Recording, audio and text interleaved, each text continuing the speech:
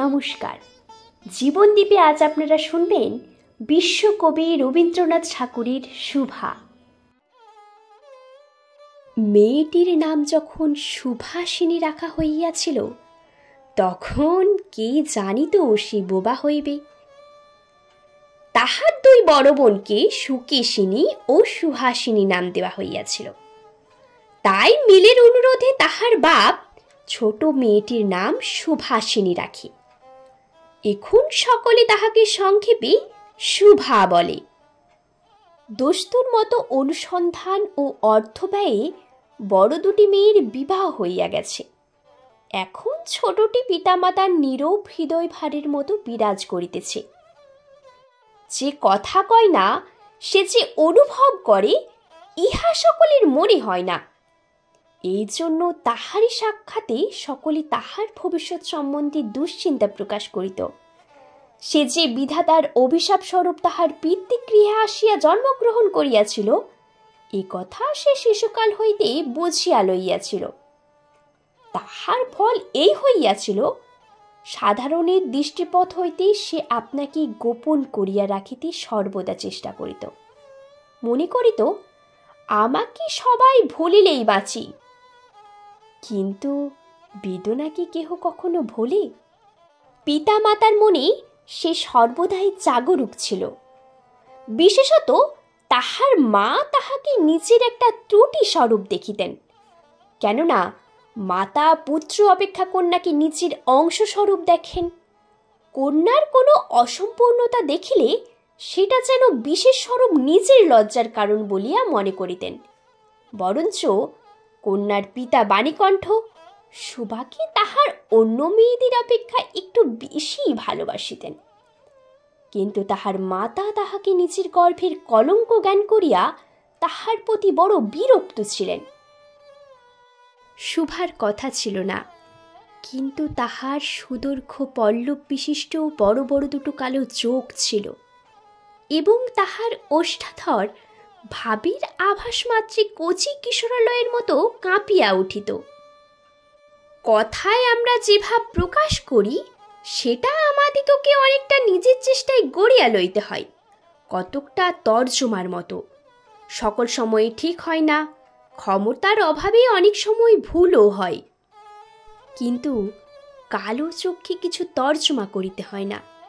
মন আপনি তাহার ওপর ছায়া ফেলে, ভাব আপনি তাহার ওপর কখনো প্রসারিত, কখনো আবার মুদিত হয়, কখনো উজ্জ্বলভাবে জ্বলিয়া ওঠে, কখনো ম্লানভাবে নিভিয়া আসে, কখনো অস্তমান চন্দ্রের মতো অনিমেষভাবে চাহিয়া থাকে, কখনো দ্রুত চঞ্চল বিদ্যুতের মতো দিক বিদিক ঠিকরাইয়া ওঠে।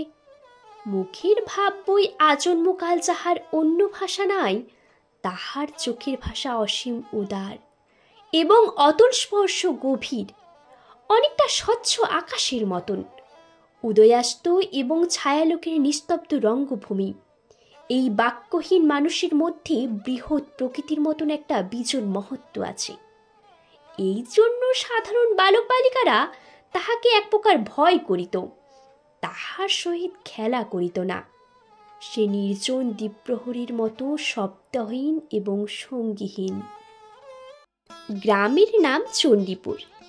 নদীটি বাংলাদেশের একটি ছোট্ট নদী, গৃহস্থ ঘরের মেয়েটির মতো। বহুদূর পর্যন্ত তাহার প্রসার নহে। নিরলসা তন্বী নদীটি আপন কুল রক্ষা করিয়া কাজ করিয়া যায়। দুই ধারে গ্রামের সকলের সঙ্গেই তাহার যেন একটা না একটা সম্পর্ক আছে। দুই ধারে লোকালয় এবং তরুচ্ছায়া ঘন উচ্চ তট।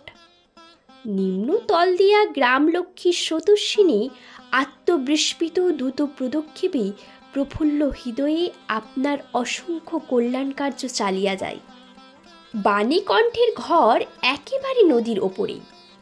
তাহার বাখারির বেড়া, আটচালা, গোয়ালঘর, ঢেকিশালা, খড়িস্তূপ, তেঁতুলতলা, আম কাঁঠাল এবং কলার বাগান নৌকাবাহী মাত্রই দৃষ্টি আকর্ষণ করে।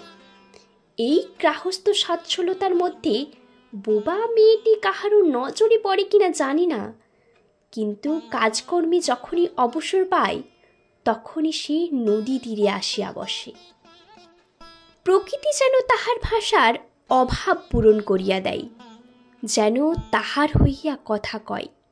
নদীর কলধ্বনি, লোকের কোলাহল, মাঝির গান, পাখির ডাক, তরুর মর্মর সমস্ত মিশিয়া চারিদিকে চলাফেরা, আন্দোলন, কম্পনের সহিত এক হইয়া সমুদ্রের তরঙ্গ রাশির ন্যায় বালিকার চির নিস্তব্ধ হৃদয় উপকূলের নিকট আসিয়া ভাঙিয়া ভাঙিয়া পড়ে। প্রকৃতির এই বিবিধ শব্দ এবং বিচিত্র গতি ইহাও বোবার ভাষা। বড় বড় চক্ষুপল্লব বিশিষ্ট সুবার যে ভাষা, তাহারই একটা বিশ্বব্যাপী বিস্তার। ঝিল্লিরবপূর্ণ তৃণভূমি হইতে শতাব্দী নক্ষত্রলোক পর্যন্ত কেবল ইঙ্গিত, ভঙ্গি, সঙ্গীত, কন্দন এবং দীর্ঘ নিঃশ্বাস।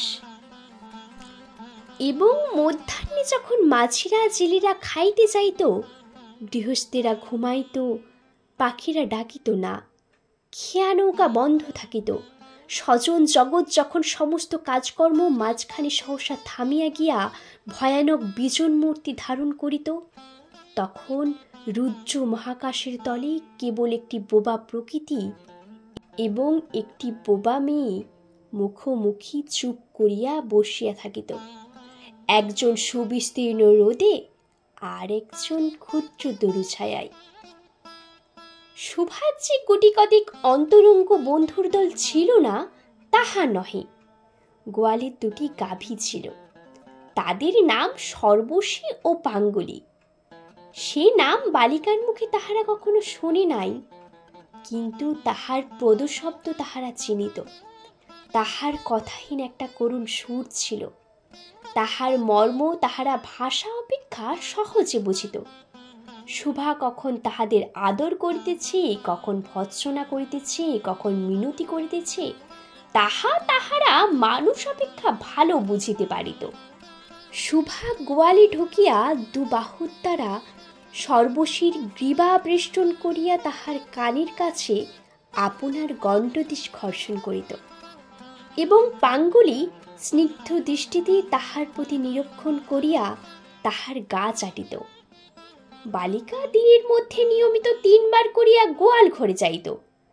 তাহা ছাড়া অনিয়মিত আগমনও ছিল। গৃহে যেদিন কোনো কঠিন কথা শুনিত, তখন সেদিন অসময়ে তাহার এই মুখ বন্ধু দুটির কাছে আসিত।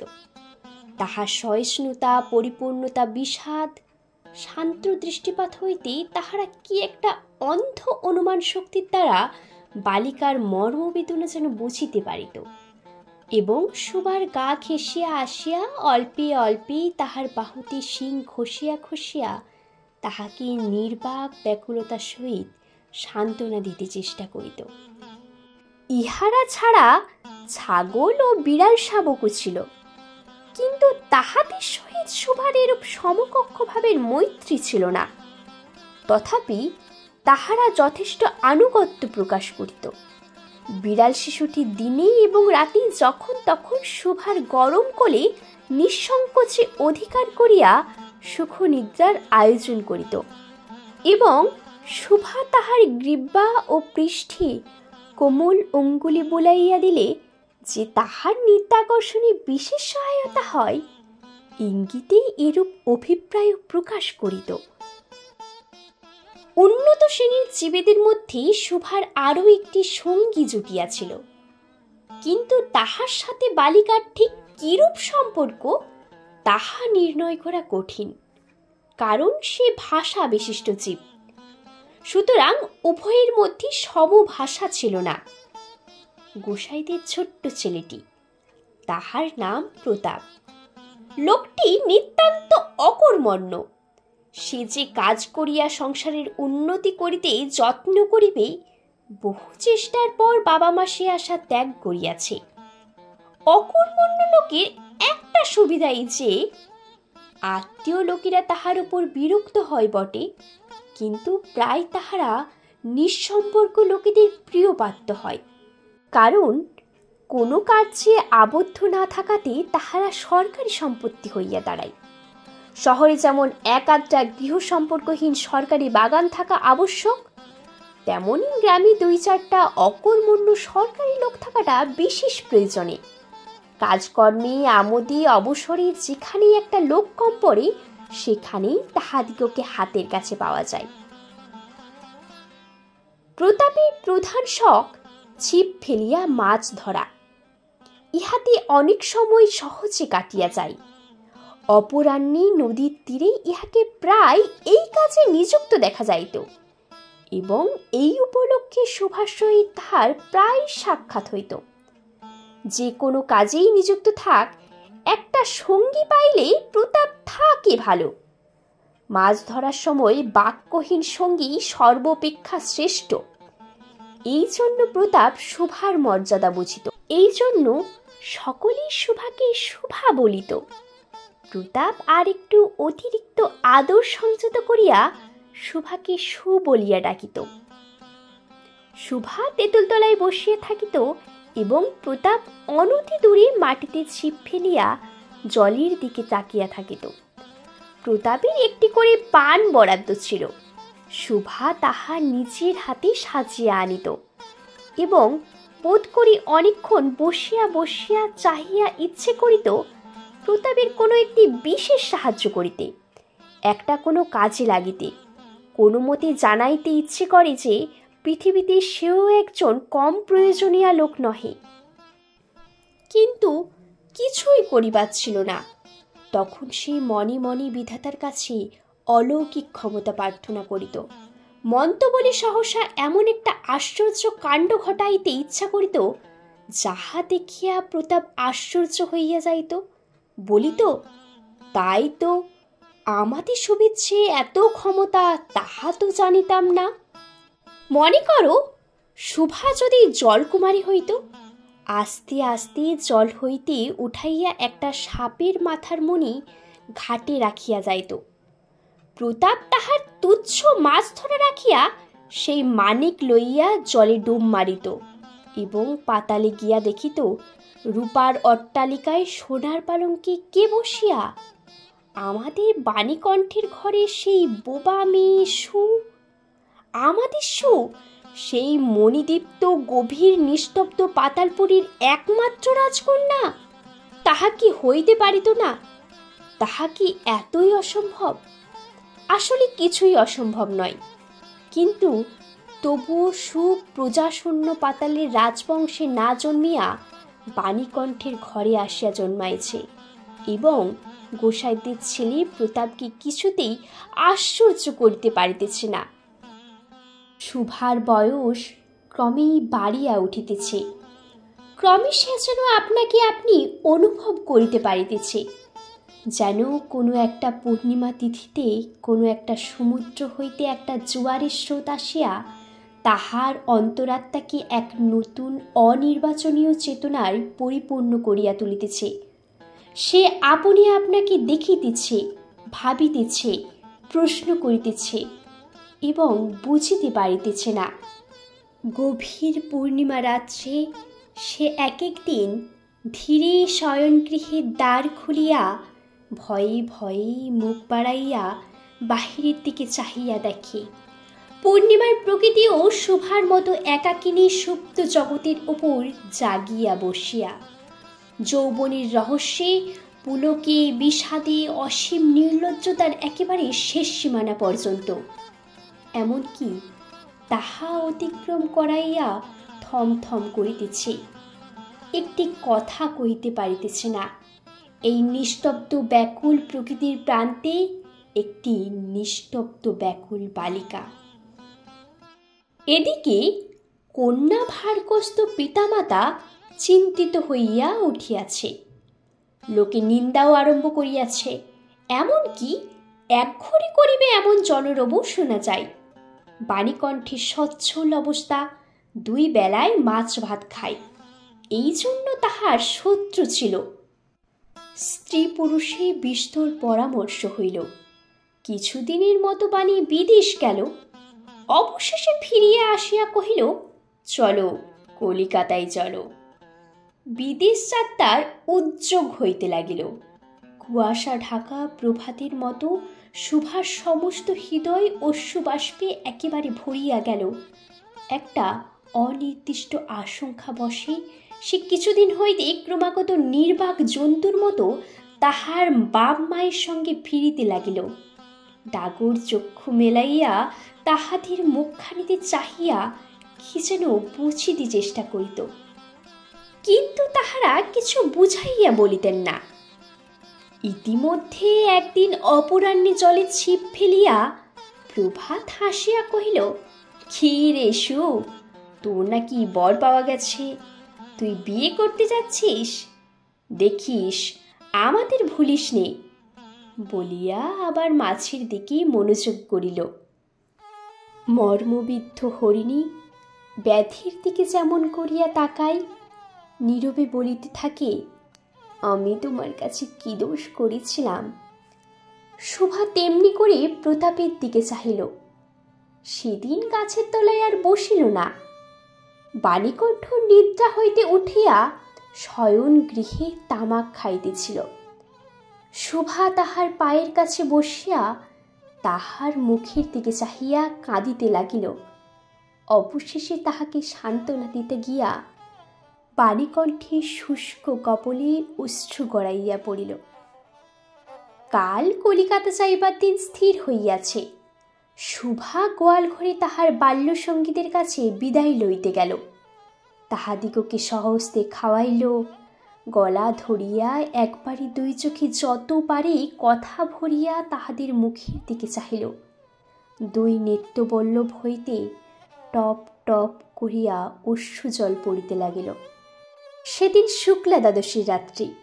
শোভা শয়নগৃহ হইতে বাহির হইয়া তাহার সেই চিরপরিচিত নদীর তটে লুটাইয়া পড়িল, যেন ধরিণীকে এই প্রকাণ্ড মুখ মানব মাতাকে দুই বাহুতে ধরিয়া বলিতে চাহে, তুমি আমাকে যাইতে দিও না মা, আমার মতো দুটি বাহু বাড়াইয়া তুমিও আমাকে ধরিয়া রাখো। কলিকাতার বাসায় শোভার মা একদিন শোভাকে খুব করিয়া সাজাইয়া দিলেন। আটিয়া চুল বাঁধিয়া খোপায় জরির ফিতা দিয়া অলঙ্কার আচ্ছন্ন করিয়া তাহার স্বাভাবিক শ্রী যথাসাধ্য বিলুপ্ত করিয়া দিলেন। শোভার দুই চক্ষু দিয়া অশ্রু পড়িতেছে, পাছে চোখ ফুলাইয়া খারাপ দেখিতে হয়, এজন্য তাহার মাতা তাহাকে বীজস্তর ভৎসনা করিলেন। কিন্তু অশ্রু জল কি ভৎসনা মানি? বন্ধুর সঙ্গে বর স্বয়ং কোণে দেখিতে আসিলেন। কন্যার মা বাপ চিন্তিত শঙ্কিত শশব্যস্ত হইয়া উঠিলেন, যেন দেবতা স্বয়ং নিজের বলির পশু বাছাই করিয়া লইতে আসিয়াছেন।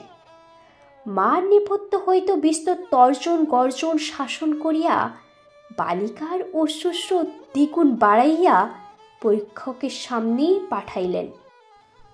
পরীক্ষক অনেকক্ষণ নিরীক্ষণ করিয়া বলিলেন, মন্দ নহে। বিশেষত বালিকার ক্রন্দন দেখিয়া বুঝলেন ইহার হৃদয় আছে, এবং হিসেব করিয়া দেখিলেন যে হৃদয় আজ বাপ মায়ের বিচ্ছেদের সম্ভাবনায় ব্যথিত হইয়া উঠিয়াছে, সে হৃদয় আজ বাদে কাল আমারই ব্যবহারে লাগিতে পারিবে। শক্তির মুক্তার ন্যায় বালিকার অশ্রুজল কেবল বালিকার মূল্য বাড়াইয়া দিল। তাহার হইয়া আর কোনো কথা বলিল না। পঞ্জিকা মিলাইয়া খুব একটা শুভ লগ্নে বিবাহ হইয়া গেল। বোবা মেয়েকে পরের হস্তে সমর্পণ করিয়া বাবা মা দেশে চলিয়া গেল। তাহাদের জাতি ও পরকাল রক্ষা হইল। বর পশ্চিমে কাজ করে। বিবাহের অনতিবিলম্বে স্ত্রীকে পশ্চিমে লইয়া গেল। সপ্তাহকান্নিকের মধ্যে সকলেই বুঝিল নববধূ বোবা। তা কেহ বুঝিল না সেটা তাহার দোষ নহে। সে কাহাকেও প্রতারণা করে নাই। তাহার দুই চক্ষু সকল কথাই বলিয়াছিল, কিন্তু কেহ তাহা বুঝিতে পারে নাই। সে শুধু চারিদিকে চাই, ভাষা পায় না। যাহারা বোবার ভাষা বুঝিত সেই আজন্ম পরিচিত মুখগুলো দেখিতে পায় না। বালিকার চিরনীরব হৃদয়ের মধ্যে একটা অসীম অব্যক্ত ক্রন্দন বাজিতে লাগিল। অন্তর্যামী ছাড়া আর কেহ তাহা শুনিতে পাইল না। এবার তাহার স্বামী চক্ষু এবং কর্ণেন্দ্রিয়ের পরীক্ষা করিয়া এক ভাষা বিশিষ্ট কন্যা বিবাহ করিয়া আনিলেন। ভিডিওটি শেষ পর্যন্ত দেখার জন্য আপনাকে অসংখ্য ধন্যবাদ। ভিডিওটি যদি আপনার ভালো লেগে থাকে তাহলে অবশ্যই একটি লাইক, কমেন্ট এবং সাবস্ক্রাইব করে পাশে থাকা বেল আইকনটি বাজিয়ে দেবেন, যাতে আমাদের চ্যানেলের নিত্য নতুন ভিডিও সবার প্রথমে পৌঁছে যায় আপনার কাছে।